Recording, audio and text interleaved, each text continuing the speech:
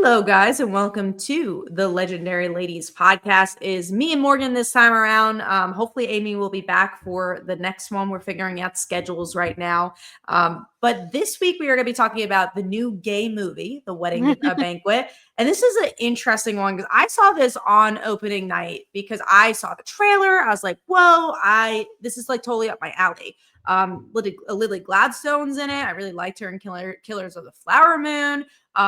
And I thought it was gonna be a comedy movie. You had Bowen Yang from SNL. So I was like, cool, let's go see this movie. And I saw it opening night, and it was me and my two friends, and that's all who saw it. No. And it was an empty theater. I was like, oh wow, okay, I don't know if it's gonna do well, but like this got good reviews.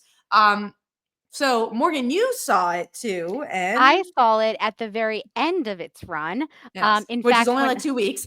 yes, in fact, when I saw it, by the time I saw it, which was this week, it had only one showtime. The movie theater that I went to was a half an hour away from me.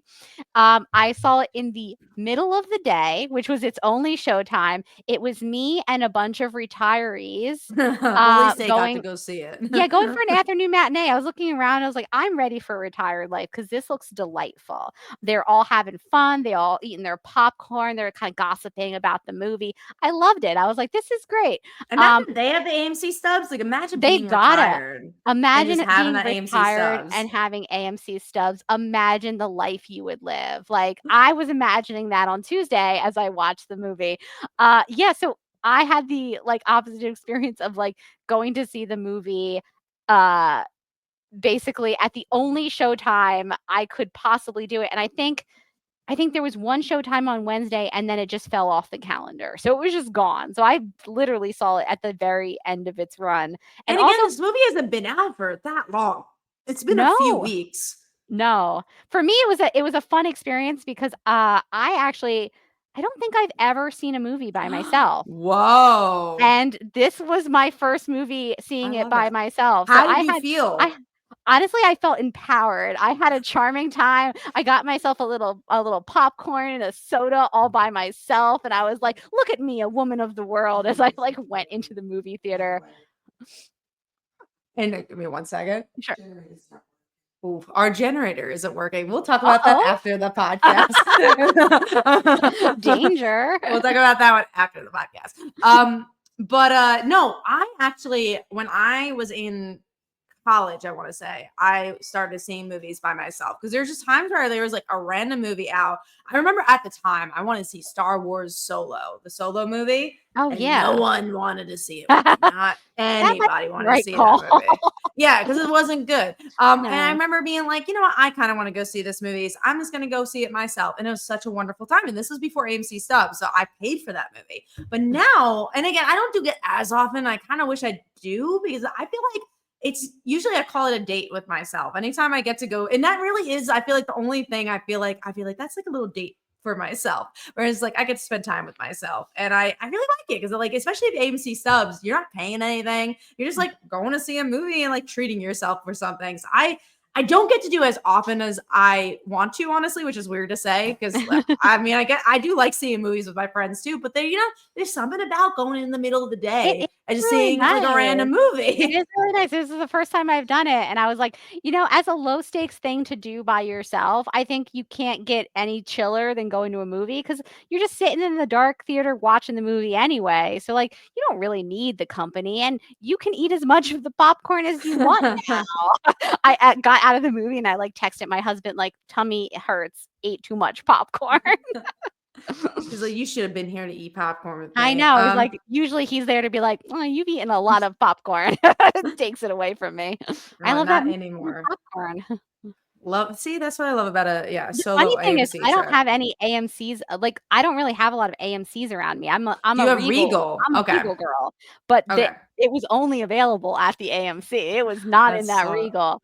Have So, you tried to get the Regal stub things? They have the same thing for Regal. the problem is we honestly don't see Mm. that many movies. Like, this is a banner week because after seeing The Wedding Banquet, I saw the 20th anniversary for Pride and Prejudice last night, which was Oh, beautiful, amazing. I love that movie, one of my favorites. And then we're gonna try to see Sinners at some point this weekend. which is great. So that's gonna be 3 movies in a week is, almost unheard of for me. So I would never get my like my Regal, whatever their AMC Stubs version is. I would never get my money's worth out of that. Also, you have to see 2 a month to make it worth the money. So if you're Yeah. not seeing 2 movies a month, it's hard. I'll say last year we were really bad at keeping the AMC stubs like we were like just not seeing enough movies. But this year, me and Bill in particular, were like, we're gonna see movies, and we've been pretty good at it. We've been seeing like one every week. But our Ah. friends have not wanted to be They've involved. kind of abandoned you on this one. Yeah. Is it They're because like, some of that's the your movies trip. aren't so good? Well, yeah. So we'll talk about this movie as well. I'm not saying it's bad yet, but I'll say that I'll say this and Mixed we'll jump into the reactions. movie. Well, okay. So Bill's fiance, we goes to some movies with us, but a lot of times we'll take him to a movie and they're not good. And we're like, no, this one's gonna be good, and we promise. Because the movie we took him before, and I don't remember what it was. We took him to a movie, and it wasn't a good movie. He got sick at one of the movies too, and he's like, come on, guys, I really just don't like going to the movies. But anyway, so we Oh, took him to this movie, like, we promised a gay movie, you're gonna it'll be love it. great. You're And gonna he like turned it. to me after this movie. He said, guys, I'm not going to the movies at any time soon with you. He's like, "That's it. You guys are cut off." And he cut us off for a little while. So it's hard to get everyone to the movies. But me and Phil have made the promise that we go see movies, and we've been keeping at it. So Nice. Wedding Banquet. So I kind of foreshadowed my thoughts on the movie. But I was very excited for this movie because I love a good gay movie. Phil had actually seen the previous movie to kind of like try to Prepare. be prepared exactly for this movie. I didn't really know anything about the previous one. I think like a few days previously even found out there was a previous one and this was a remake. But I was It's like, an all right. Ang Lee movie, right? The previous movie Yeah, it's the same person. yeah. Yeah, it's the same person. And I think for me, that was the detriment of this movie is that they were trying to recreate something from the 1990s for a modern context. And I think some of it, like the first half of the movie, I was actually having a pretty good time. But then I kind of realized, oh, this is not a comedy. Like it is a drama. Like no one's like, there's not much levity. And I think I told you, the Yeah, you told me character. not to expect a Yeah, straight comedy, which I think based on the trailer, and after you had mentioned it, I think I watched the trailer or I'd seen the trailer,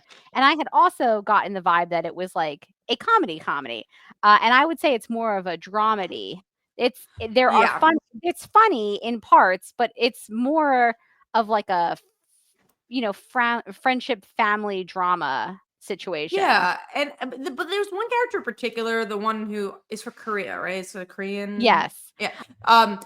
He does feel like he's in a comedy 100% of the time. Like That he, actually, I would agree with that. So, before we get into it, I wanna read the little the description in case, description. yeah, somebody hasn't seen the trailer or hasn't watched the movie. So, The Wedding Banquet is about I'm just reading this from Google. So, hoping to stay in the country, a gay man proposes a green card marriage to a female friend in exchange for paying for her IVF treatment. However, things soon get complicated when his grandmother surprises them with plans for an extravagant Korean wedding banquet. So, that leaves out a couple of things, which is that the Korean man who wants the green card is in a gay relationship with Bowen Yang's character, and that Kelly Marie Tran, which is the female friend, she is in a queer relationship with Lily Gladstone's character, and that's who they're doing IVF to like have a baby with. So it's basically these two queer couples. They kind of live in the same house. They live in the two girls live in the main house. The two guys live in like a little, shed, basically fancy shed outside. And they're going to have him pretend to marry her so that he can stay in the country, and also so that he can like get his inheritance from his very rich Korean company grandfather or And grandparents. and speaking on that term, I think that was really interesting and kind of mind blowing about this movie for me is I actually really liked the beginning of the movie. Like I enjoyed the IVF journey. I enjoyed their relationships with each other. there's a point in the middle of the movie, spoiler alert for, we are going to talk about spoilers. I thought that really went south once the two friends had sex with each other and a Yeah, drunken night. I'm like, that was but crazy they're to me. gay. And I get maybe they were just like they were drunk, but I'm just also like, I don't think it almost, alcohol changes your sexual yeah. orientation. Is the It also almost felt biphobic, honestly, to me, Yeah, where I'm it just was like, are they bisexual? Are they not? Like, does bisexuality not exist? Like, I was just very confused. yeah, I don't understand why, and especially because both of those characters read as, like, very, very queer to me, like, Yeah, yeah. not not bisexual specifically, just, like, queer, None of like the 4 characters feel like bisexual characters. no, not at Yeah. all, like, it was very strange to me that they chose to go that route, and I don't know that I necessarily, like, believed it. Like, I don't know that I necessarily believe that Bowen Yang's character and Kelly Marie Tran's character would like, Chris and Angela are their names. I don't believe that they would've hooked up. I guess I could believe that they had in college Sure. before they, like, realized, They're, like, experimenting and figuring Expe out their yeah, exactly. sexualities. Like, I Yeah. feel like I could buy that part, but I feel like that was set up early in the movie to be like, "So they've slept together before, so why wouldn't they sleep together again?" It's like, I think that that's pretty different. Because they're in gay loving relationships, and that's the part where I also got confused was with their partners. So, like, the Korean, the what's his name? The character that was from Oh, Korea? his name is Min. Min. Min's character, when he finds out, he's like, "Okay." I'm like, "What?" He just Yeah, takes it in stride, and then literally Gladstone's character just exits the movie for most of the movie, that's and then true. she comes back and she's like, "Okay, I guess we could all just have this baby together." I'm like, "What It's is really going strange on?" because they act like them, Angela and Chris hooking up. They so spoiler alert again, Angela and Chris hook up, and then Angela gets pregnant, like, accidentally pregnant, and it's the pregnancy that everybody focuses on, the fact that she's pregnant, like, "Oh my Mhm. god, it's so crazy that you're pregnant." It doesn't feel like there's really any interrogation of, like, "Wow, you just cheated on your long-term partner of, like, many, many years." Like, I don't care if it was a drunk oopsies, like, you still cheated, even even if it's Right. somebody, like a gender you're not attracted to, you still did it, right? So, like, it was so strange to me that, like, even at the end when they sort of patch things up, her and, Lily Gladstone's character, whose name is Lee, when they patch things up, there's never really, like, any discussion about the fact that she cheated. It's just like, No. "I'm sorry, like, things have been hard and blah, blah, blah, blah, blah, and I still love you," and, like, blah, blah, blah. But I was like, yeah, it feels like she got off really scot-free for the cheating, and the same with him. It feels like he also got off scot-free with the cheating. In fact, to your point about, Min's character feeling like he was always in a comedy even when the other characters are in a drama, Min is more like, "Ha ha, what a crazy thing to happen." It's like, "Your boyfriend cheated on you. That doesn't bother you?" It was very strange. The And reactions to them sleeping together were wild. Bowen Yang's reasoning to not get married, which really is the whole reason why all this The happens, whole yeah, the whole movie doesn't happened. even have real explanation where he's just, "Well, I just don't wanna get married to you." I'm like, Yeah, at least with Kelly Marie Tran's character, at least her not wanting to be pregnant had to do with her mom, and there was a really, the struggles of her relationship. She's like, "I don't know if I'll be a good mom because my mom wasn't great." Um, that's kinda understandable, but with Bowen Yang's character, there's never explanation why he doesn't wanna get married besides that he doesn't wanna get married and then he decides he does because why not? And that's the part in the beginning too, where I was really confused by Min's character because he almost blackmails his friend to be like, "Well, I'll give you money." And then later yeah. on you find out, "Well, I would have given her the money anyways." I'm like, "So what was the point of any of this?" It's so true. Yeah, I did think that was funny as well. It's like, oh, okay, why is any of this happening at all, really?" I also thought, to me, one of the funniest thing about this movie is how fake everyone's jobs were, and Very friends. how they were, able to live on those I mean, I guess, 2 of the characters were living in a shed, so I can't say too much. And I will say Lily Gladstone's character, family owned the house. So it Yes, wasn't, it yes, it was was like a brought, yeah. hand-me-down house. So I guess in that Uh regard, at least they didn't have to pay for the house. But true, I guess the one I can't get over is, like, Min's character is in, like, grad school, that's how he's still in the country, but it's, like, wrapping up, and he's an artist, but he basically seems he makes, like, big quilts, that's his art. They're very pretty quilts, but again, it's like, how are you paying any bills with your quilting? But the worst one to me was absolutely Bowen Yang's character, whose job is birding, maybe? They're not Going, clear.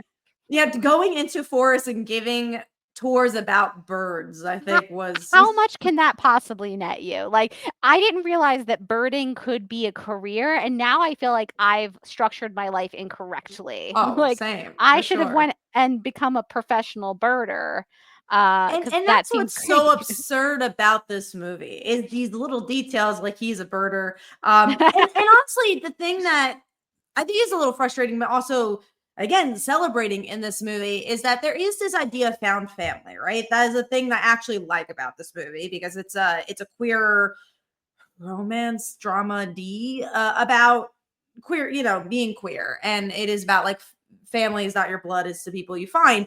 But also like I kind of wish we spent more time with all of them being friends because they kind of talk about being friends.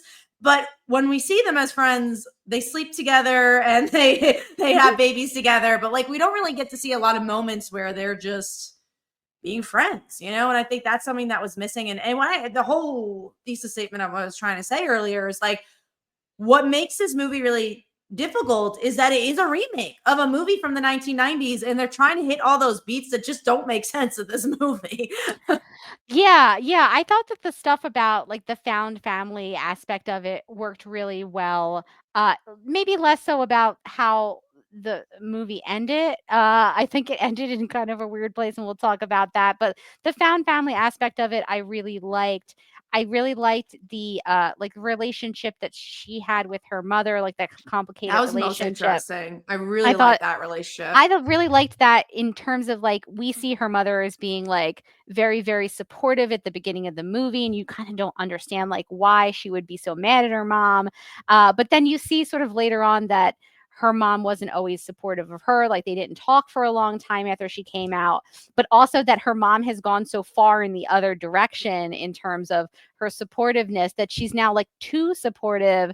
It's like It made she's it about trying to her. making everything about her, sucking up all the oxygen in the room. There's a scene that's so telling about their relationship where which I really liked, where they're having these, like, engagement photos taken with Angela and Min and his grandmother, and she keeps stepping in front of the photo, Angela's mother, and, like, stepping in front of Angela in her own, like, wedding photo, and I was like, "Oh, okay, I get that relationship now, like, 100%." Like, that small moment really told me everything about that mother-daughter relationship. And And yeah, go I on. was gonna say, and I really like how ultimately she kinda, like, comes through for Angela, and we kinda see that, like, she is trying her best, even drama queens love their daughters, she's trying in the way that she knows how. And I think something that was interesting. Again, Phil had seen the original movie. So like the original movie is about a gay couple who ends up with a baby with this their best female friend. And in the middle of that movie, trigger warning, but she like rapes the guy, and that's how they have a baby. And That's yeah, so crazy. that's kind of crazy.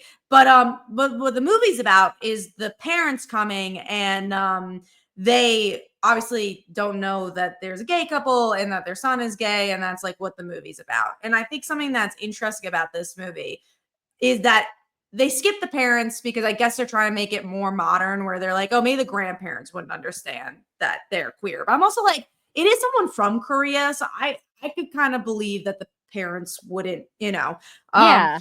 be okay with it because it's a different culture. But what I thought was took the air out of the movie was, and I liked, I guess, because I liked that the grandma was accepting, but also like it all happens so quickly. Because the first movie is about it it happening slowly. Like they get to know the couple, they get to like realize that they're queer, but that all happens in one scene. That it's so rushed, where it's just like, well, where's the tension? What is the plot? If you take that away, there is no plot, and it really does happen in one scene where she finds out that they're gay.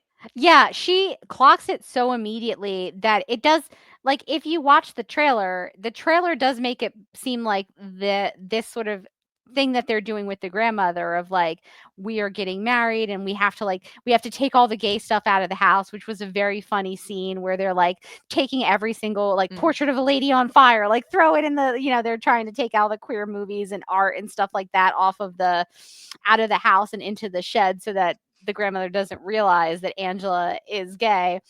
But after that scene, like, she pretty quickly was like, "Oh, like, she's not like, I know that you're not really together with this woman, because I kind of have always kind of known that you're gay." And then, yeah, that I like, based on the trailer, I thought that was the whole movie was gonna be kind of like a birdcage situation, right? Where they're pretending to be straight, or at least trying to fool her for a while. But it happens so quickly that she like gets onto them that they're like all the tension from that aspect of the story just does kind of deflate. And what's interesting is then they turn to the grandfather. They're like, "But your grandfather's not going to understand. You won't have any money." But we never see the grandpa, and he never like shows up. So it's just like, Yeah. well, there's no tension because he doesn't really feel like a threat. If I'm being honest. Yeah, and Min doesn't seem to have any kind of relationship with the grandfather. It seems like convenient, right? That it's the villain is off screen and nobody talks to him and also nobody likes him. Like even the Mhm. grandmother is like, I didn't get to have like a love marriage like you would get to have and like I want that for you and like, me and your grandfather were like kind of an arranged marriage and like I never loved him, which makes it a lot easier for the movie to throw him right under the bus and be like, "Well, Sure. he's the villain and she's great." And it's like, okay, but again, the dramatic tension isn't really quite there in terms of like, it's not like Min is risking anything by pretending by being gay, right? Because his grandmother seems like not 110% on the page with that, but she wants him to be happy. She seems like she's making an effort to get to know Bowen Yang's character. So it's like what so then so much of it goes on to Bowen Yang not wanting to get married for no apparent reason is Right. really the only reason that that those 2 aren't getting married. Like, yes, there is the threat from the grandfather, but as you said, he's not in the movie. He's off screen. We don't even see him. We never see him at any point. He not even in a photo. I'm like, did they couldn't afford another actor? Like, I don't One more understand. actor in this, like Just in wasn't this in the movie that budget. only has, like, 5 actors in it, like, you couldn't get one more in. Yeah, it's very strange. And it's hard because like I love a movie with queer happiness. Like obviously we like do I don't need the coming out story. I don't need the oh my god, you're gay. Like I don't need any of that, but at the same time, but your movie is kind of about that because it's based on a movie that was about that. So it's like you Yeah. gotta kind of pick a lane. If your movie's about that, then make it about that. But I almost want to make everyone a good guy to an extent again like when some of the drama especially between Lily Gladstone and Kelly Marie Kelly Marie Tran's characters, where it's just like, well, where did that like there should be tension there and it didn't go anywhere. So it's just like it almost wants everyone to be the hero, where it just like it makes for a very messy movie. Yeah, I think that the sort of the worst served character in some ways is Bowen Yang's character, who his really story is about being stuck in one place. It's about not wanting to change anything, not wanting to move forward, not wanting to pursue any kind of goals or even to pursue this relationship Mhm. to commitment, right? Like as soon as his boyfriend asks him to get married, he's like, no, I don't want to do that. Like I don't he comes up with all these excuses like, "Oh, you'd only be doing it cuz you want a green card," or "Oh, you'd only be doing it if you did that, like you would get disowned from your grandfather and I don't want that to happen for you." But really it's like he's scared of change. He's scared of like taking a chance, which is kind of interesting, but it's also I mean, Where does it come from? as a crux for all of this stuff to happen around it where like it becomes more and more ridiculous that like they're making Angela like go through a whole Korean wedding ceremony with photos and all of this stuff only because this one guy doesn't want to marry his boyfriend who he loves and wants to like continue to like spend time with and They like have continue to spend dated his for a life with. long time. Like it Like hasn't been 5 like you dated for a years. year. Yeah, it's like they Yeah. dated for a long time. Yeah, it becomes less. understandable why he's letting all of these other people like take bullets for him essentially just so that he doesn't have to have anything ever change. And there's a scene with him and his cousin who, and I can't remember what the actor's name is. I think I saw them in something else, maybe like Joyride or something. Yeah, And yeah, they're yeah. I think and you're they're right. good, but he talks about like the actor, or Bowen Yang's character, I think, talks about helping the cousin out, and the cousin's like, you know, you put your life on hold to help me, but like now you should go and like live your life. And I'm like, help you in what way? Like, we're never given any backstory on the relationship between Bowen Yang and the cousin. The cousin just kind of comes in and out of the movie, but it does The seem like cousin didn't need to be there. the cousin either didn't need to be there or that relationship needed to be beefed up, because the fact that the cousin says like, you put your life on hold for me and you can stop that now, I was like, wow, so that seems really integral to Bowen Yang's characters, like whole deal. And yet it seems like we're never going to get the backstory on that, and we never do. And that's what's like interesting about this movie. And I was really excited to see this movie because critics really liked it. It seemed like people, and obviously in the comments, you could let us know why you liked it if you did. But the audience members really liked it. That's why I was really excited to see it. But I'm a fan of queer media. It's really it's a hard movie to watch because there's elements I love because I just enjoy queer media.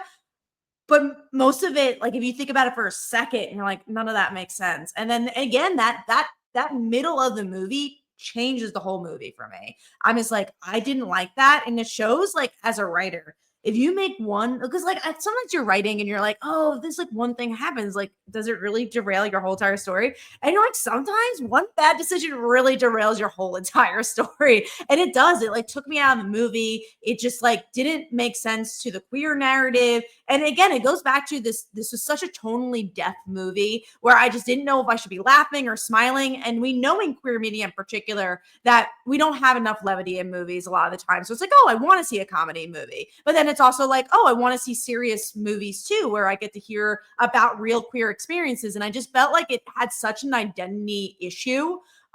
Literally, maybe even their queer identity with the straight sex that happened in it. But it's just like, it's such a weird movie. And I think it really is because it could be a better movie if it was just an original movie and it just didn't have to base itself on the structure of something that was from the 1990s. Yeah, I do agree. I think we were talking about it last week when we were talking about that Black Mirror episode, like Hotel Reverie. But that really like throws me back to that, like where in that movie she can't play piano like the original character, and therefore like the wrong person gets poisoned, and Mm. therefore she never gets to meet the doctor and diagnose his allergies. Therefore, like when later at the final standoff, she would have gotten shot. But like, yeah, it's to your point. One story decision, like you don't realize it, but one story domino can really affect the whole thing. And I do think that I also struggled with Chris and Angela hooking up together, and then it feeling like it was sort of played off as a joke instead Yeah. of what it is, which is infidelity. Like both of the other partners got over the infidelity aspect of it pretty quickly. Like Lily Gladstone's character was really upset about it, but then we never really hear her talk to Angela about it. About the infidelity aspect of it. It's just kind of the IVF like pregnancy aspect of it. Which is a So shame because she had a lot of strong monologues in the beginning when she was talking about IVF and, the struggles with it, which felt like a very real queer and even just storyline about IVF. And I thought that was really interesting. And it's like so weird that we didn't get that powerful moment between the two of them. And also, I think that was the weird part about this movie too, is that it was a mixture of comedy actors and drama actors. I'm not saying a comedic actor can't be dramatic. I said this before, like Aquafina in particular. I tend to like her in dramatic roles, even though she's known to be a comedic actress. But that was interesting about Lily Gladstone in particular. Is like I felt like she could only do drama in this movie. Where again, Min's character is like he only thinks he's in a comedy, so it's just like okay, so where are we at? yeah, one side's in a drama, the other side's in a comedy. Yeah, I thought that there were some interesting things that they were talking about in like regards to like IVF, and when she starts to Lily Gladstone's character is like I don't know if I want to go through it again. I might be too old. Like maybe we should switch over and like try you. And then the reluctance, the hesitation of Kelly Marie Tran's character to wanting to be the partner who carries or who is pregnant, who carries the baby. I thought that was really interesting, especially because it's like, you know, she seemed up until that point like she was on board with the baby, but then suddenly when they're talking about getting that money from Min, she's like, "What if we use the money to travel?" And it's like, "Well, what do you mean? What if you used your IVF money to travel? You don't wanna have the baby anymore?" So it's really interesting. I know that, like, kind of connected to her issues with her mother and, like, wondering if she was going to be a good mother and things like that. But I feel like there was so much other stuff going on in the movie that it didn't always have enough time to, like, let those issues kinda breathe. No, I agree. Even the mom stuff, which I thought was most interesting, like I wanted to see even more. Like again, there were so many different plots. Like you said, there's Kelly Marie's mom, there's the grandma, there's and I said this earlier, but it does make Lily Gladstone disappear from the movie because there is too much going on. They're like, well, we can't deal with this right now, so let's Yeah. just not have her in the movie. And it's her house, and she's just not Yeah, there. she I'm leaves like, her where'd own she house. go? I wondered that too. I was like, "Wait, she lives there. Like, why is Angela staying there?" I'd be like, "You get out. You like, Right. you're the one who cheated and it's not your house. Get out." Yeah, I thought it was very funny that Lily Gladstone's character is the one who leaves for like a portion of the movie and not Kelly Marie Tran, but I mean, there was certainly like even saying all of this stuff and all these criticisms, I really enjoyed it actually. I had a good time at the movie. I thought it was good. I thought it was very funny in parts. I thought it was heartwarming. I liked the relationship between all of the characters. I felt like they all had good chemistry. I think all of the actors in it were really good. I just feel like some like storyline wise, it got a little like I agree, it got a little bumpy after those two characters slept together for what feels like only plot reasons and not Yeah. like character reasons. It's like the plot needed them to sleep together, and so they were gonna sleep together.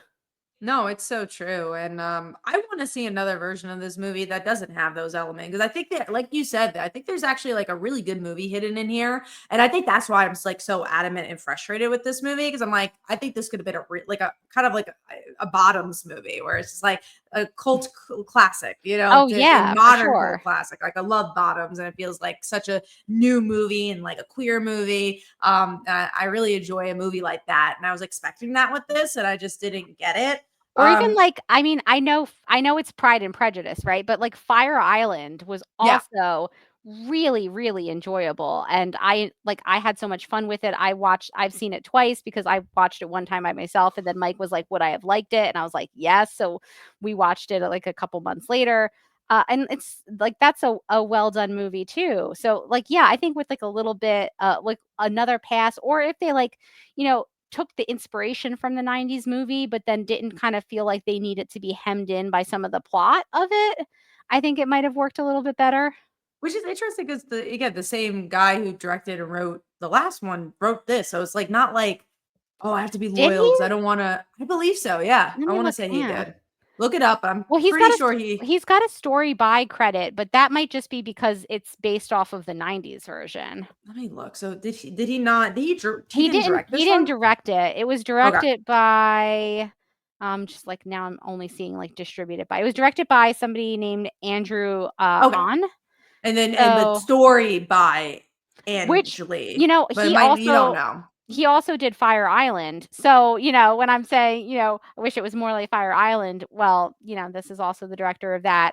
So clearly he can do some really fun movies, but Well, I think because it was based on the Ang Lee, he gets the story by credit, but I don't know that he was okay. involved in this one. Because my point was gonna be that, oh, if it's the same creator, then why not? You're not like disrespecting anybody, but maybe that was it too. It's like, oh, you don't want to disrespect that creator. You want to like try to fit those story beats that were in the original. So that And kind of makes a maybe, little like, bit more especially sense Ang then. Lee too, because he's such a Yeah. great director, like, you don't wanna piss off Ang Lee, Well, you especially know? with queer media. So she's like, Mhm. oh, I want to do it right.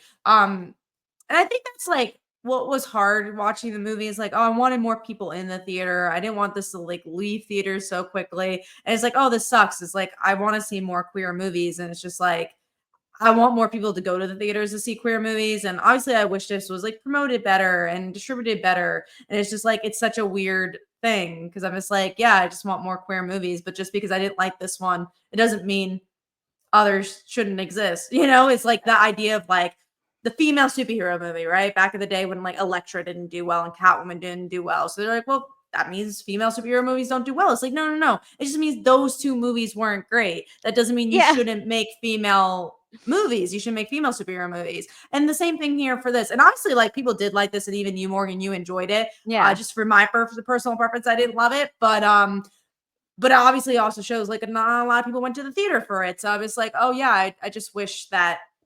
And even Bottoms is a good example where Bottoms, like, I love that movie. We were talking about it just before. Just like, yeah, I think it is very culty because not a lot of people saw it in theaters. And it's just Yeah. like, oh yeah, that's why we're not going to get as many queer movies in like the wider just distributing in And I AMC's or Regals. And I'm like, oh, I want to see more of those movies. So And I also think, you know, a lot of it is the promotion, right? It's the amount of effort the studio puts behind it. Because I think I saw a trailer for Bottoms, but then you were the one who was like, "Oh my god, it's mm, so funny!" And it's the reason why I like rented it and yeah, watched it and was like, "Oh my god, that was wild." But I don't feel like I heard a lot about it. I saw maybe one trailer online for the Wedding Banquet, and then didn't even realize it was out until you mentioned it, because I saw the trailer and I was like, "Oh, that looks really cute. I would like to go see that." But I didn't get any promotion about it being out. And so it's like, you know, where are they putting their dollars? Is it a self-fulfilling prophecy, right? yeah. Are they putting out these queer movies and then not promoting them and then See, being they like, don't do "Well, well. Yeah. they don't do well, so we shouldn't make as many of these." It's like, well, if you promoted them properly, you know, maybe they would do better. You know, Bowen Yang is at least somewhat popular from like SNL, you Lily know, and I Gladstone. Lily Gladstone was just, you know, Oscar nominated. I feel like, you know, a lot of these actors were well known enough to, you know, open a movie a little bit better than what happened with this one. But there was no promotion behind it of any kind. The only reason I knew about it is because you saw it. And I mean, you have AMC stubs, so you kind of see everything. I know, right? I Like, try. if you weren't in the movies so often, like, would you have even known that this was out, you know? I think No, there's a not at question that you all. would've. I probably would have found out about this like a year later when I was like looking for movies. I'll be like, oh, I want to watch something Exactly. gay, you know, and I would have watched it, but I wouldn't have went to the theaters. I wouldn't have known about it. And I can Um, definitely see this as something that has, like, an aftermarket life on streaming where it does really well and people find it and, like, really like it and, like, connect with it. I could for sure see that, but, like, there's no reason why it couldn't have had, like, a little bit of a stronger theater opening. And, like, why, you know, my theater full of retirees seemed very charmed by it. They were laughing at all the lines, you know, they were enjoying themselves. So if a bunch of old older people, people yeah. could like this movie, then I do feel like it had enough appeal to have probably done a little bit better than it did with, like, some proper promotion. Yeah, and it's interesting because there was another queer movie that was promoted and didn't do great on Rotten Tomatoes, but I know the tomato meter doesn't always matter, but I like to sometimes look at the tomato meter.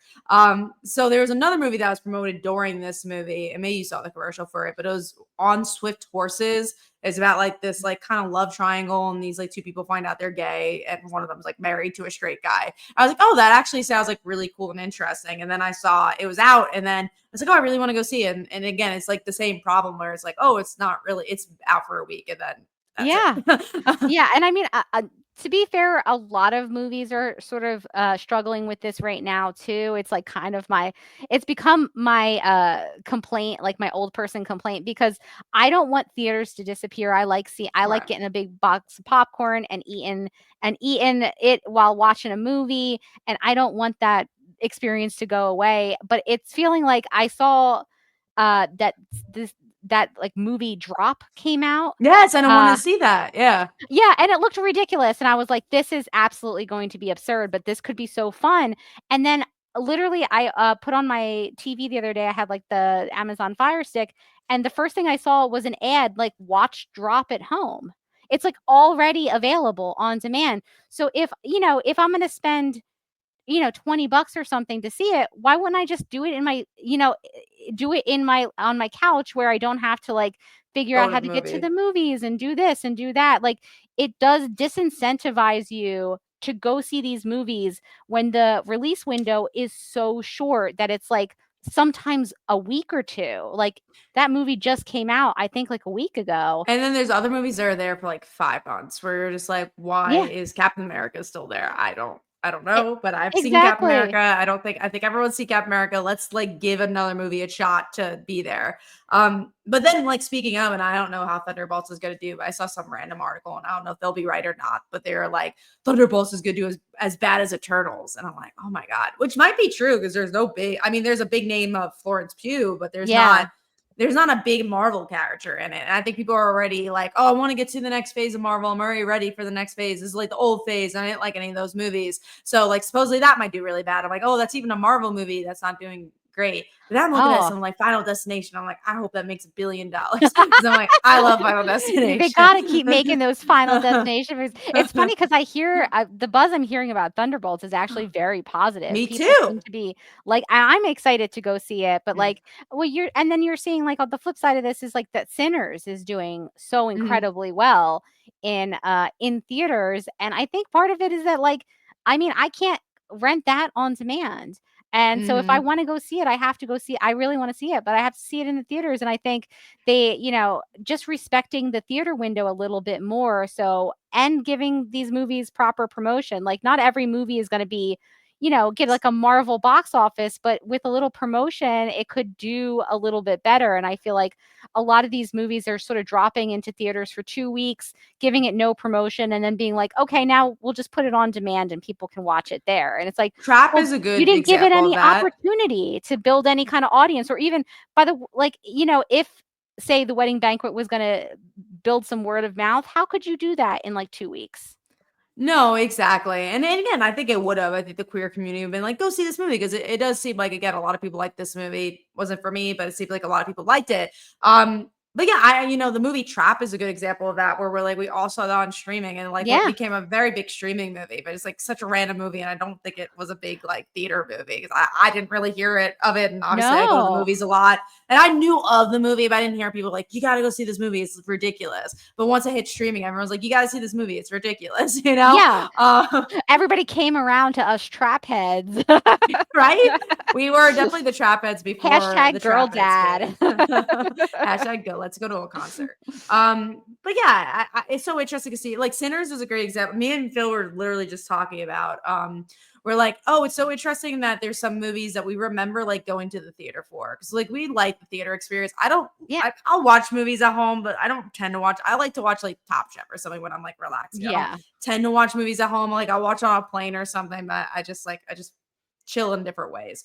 But we're like talking about the movies and like experiencing certain movies and just remember the theater experience. Like we talked about Barbarian, and when we saw that movie, no one was talking about it because no one knew what it was. And we randomly saw the movie. And I remember like walking out of the movie and like, oh my God, this, and that, and like the way we felt after the movie and like all the conversations we had. It's like you can't recreate that. Like everyone having that joint experience of walking out of the theater, going to their cars and like talking about a movie or how like a movie felt or like just little things that happen in like going to the theater or like something like who went with you. And it's just like I love that experience. And like Sinners is another example of that where it's just like I'm really glad I saw that in theaters because you get to like hear the gas, you get to hear like people's reactions. And what movie Yeah, did you get to have that communal experience. It's funny because I went, like I mentioned last night to see the 20th mm. anniversary re-release of Pride and Prejudice, which I don't believe it's been 20 years and I won't hear it. But I remember seeing it in theaters originally, and I remember like that moment when Mr. Darcy is like walking through the fog, like hearing a whole theater of women go and like gasp and like you can't really recreate that kind of stuff at home. Like that is part of the beauty of a communal theater experience is sort of getting to experience this together with other people and hearing those reactions. Or even like a bad movie that's like a subpar bad movie, Yes. not like The Room. Well, there's like a one recently we saw was the the unicorn movie, the one with Paul Rudd and Jenna Ortega. And we went to go see it and we're like, oh, let's have a good again. We just been trying to use these AMC stubs. So we're like, let's go. And there was like a group of people next to us and there was a group of people above us. And the way that like the energy you felt in this movie, knowing that wow, this is like not even a laughably bad movie. This is just like not a good movie, right? And like you felt the energy around you. That everyone felt really nonchalant about the movie.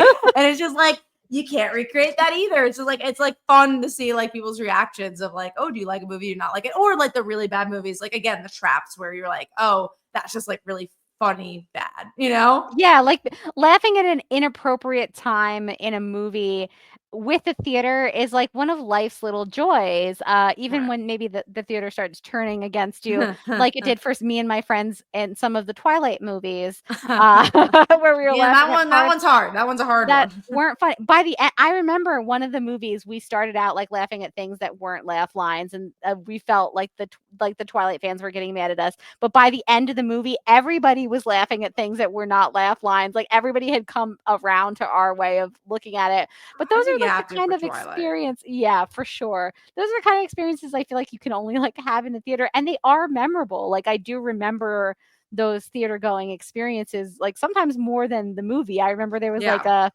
one of the Spider-Man movies, I think the one where Peter Parker had, like, the emo hair, and Spider-Man I 3. remember he, like, dropped a ring and somebody yelled, "No!" in the theater, and it was great because you could tell everybody about halfway through that movie was like, "Oh, it's not gonna be good," and It's they like just never got gonna on be board good. with that. Yeah, so, like, those kind of experiences, it's hard to recreate, and it's hard to have them when you only give a movie, like, a week to make any kind of splash at the box office, and then you immediately put it up on demand.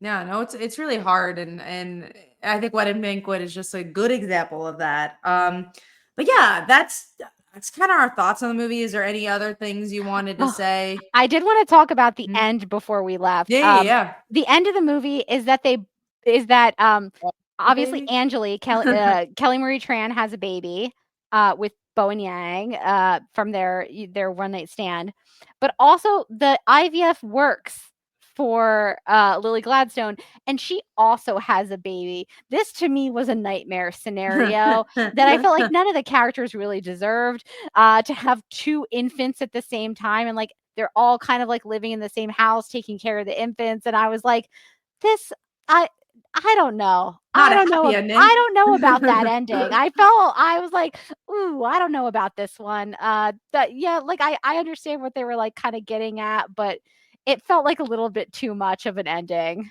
I mean, like you said, I understood what they were trying to do. Is just the idea again, found family that these are all people that come together and they don't have to be blood related to be like a unit, and I like that, but like you said, like, did we need like, you could probably done that with I don't even know. Again, it makes it really hard because that middle part, because it's just like, Mm. oh, could you have done that with the one kid? But it's like, oh Yeah. yeah, but that one kid is the one where they cheated with each other and I I know, it's like, "Oh, this is mommy and daddy's little mistake." Yeah, it's really it's a wild I mean, I saw that ending coming as soon as she was pregnant. I was like, Sure. "Oh, it's all the IVF's also gonna work for Lily Gladstone's character, and then they're gonna have 2 babies instead of just the 1 baby that they wanted." But, like, I still felt The like it was, house is like, a big bit enough. much. The house is not big enough. They're gonna have to turn that shed out back into, like, more housing. Do you think that the main Chris and Min have now worked their way into the main house?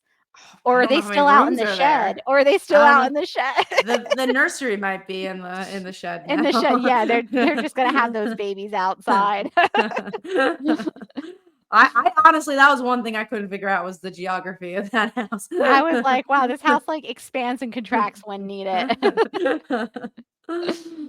So you enjoyed the movie. Do you recommend the movie to people or do you not recommend it?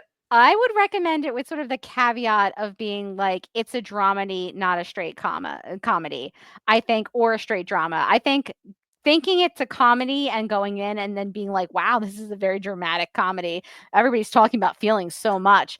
I think you would be like a little thrown off by that. But if you go in knowing it's a dramedy And one And character's in a comedy. one character is always in a comedy, and he's doing great. Then I think you would enjoy it, and especially because it's not a huge time commitment. It's like a Uh, little bit over an hour and a half, and I think it's an enjoyable movie. It's like a small movie, but I thought they did a nice job. I probably would have had some things go a little bit differently because I do feel like things get a little wild after that after the one night stand incident gets the movie a little off track.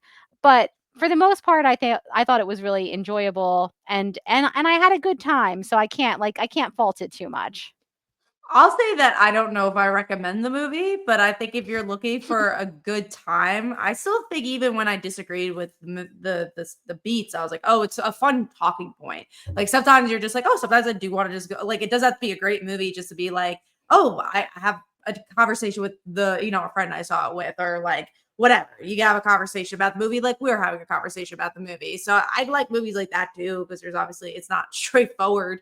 I do think, and I don't know if you've ever seen this movie, but I think Saving Face is a better version of this movie. I have heard that this is a really good movie, and I've had it on my list to watch for years, but I haven't gotten to it yet. It's my favorite queer movie, probably. Like I really like Ooh. it. It's also like about an Asian family, and it's about pretty much this daughter, the doctor daughter's relationship with her mom. And I won't go further than that, but it's like it's really about them, and she's queer, the daughter. So and it's just about like her relationship with like like her Asian culture, but mostly her mom. It's cool. I very much recommend the movie. If you saw the half of it, it's the same writer director Oh, that. yes, I loved the half of Yeah. it. That was a good And one. they've only made those 2 movies. I think maybe they've made some short films, but those are only 2 feature films they've ever made. We gotta get them making more movies They because do.